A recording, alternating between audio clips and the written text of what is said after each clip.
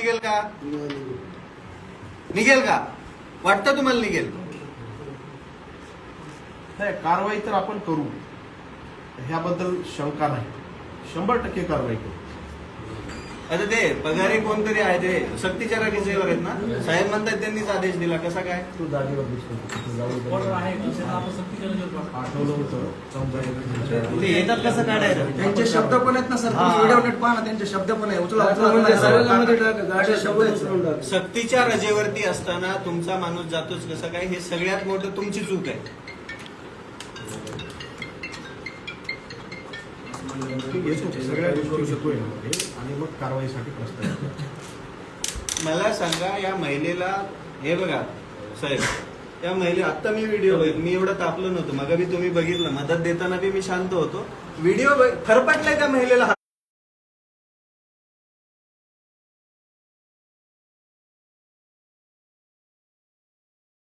ती कारवाई नाही साहेब, याच्यामध्ये पोलिसांकडून गुन्हा दाखल झाला पाहिजे. आता हे म्हणतायत की आम्ही गेलो तर आमची तक्रार घेतली नाही. बरोबर आहे, पोलिसांकडून गुन्हा पोलीस दाखल करत नाही, त्याला आपण आम्ही काय करतो?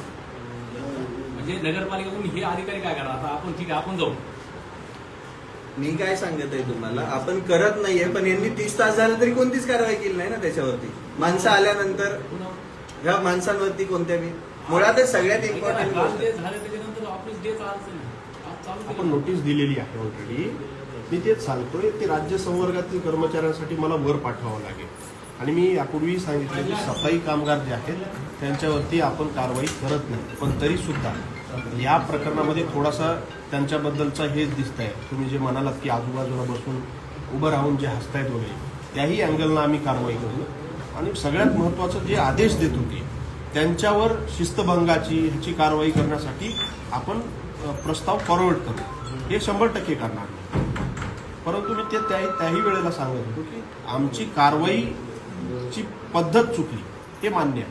कारवाई करणं गरजेचं होतं, कारण त्या ठिकाणी लोकांना त्रास होतो. पण कारवाई करताना अशा पद्धतीनं वागणं, हे मी त्याही वेळेला सांगितलं की असं करू नका. फोन करूनही सांगितलं त्याच मुलाला की असला हे करू नका, कारण मी त्यावेळेस कलेक्टर ऑफिसमध्ये होतो. मग त्यांनी सांगितलं की नाही करणार, कारण भाजीपाला उधळून लावणे, एखाद्या महिलेला असेल पुरुषाला असेल फरफटून नेणे, हे चुकीचं आहे. बाजूला काढणं, मागच्या 2-3 दिवसापासून पोलिसांना घेऊन आम्ही कारवाई केली, तोडफोड सुद्धा केली.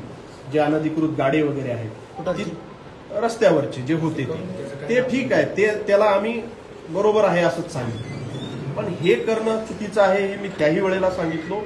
तोंडी सुद्धा सूचना दिल्यात त्यांना. यानंतर अशा प्रकारचं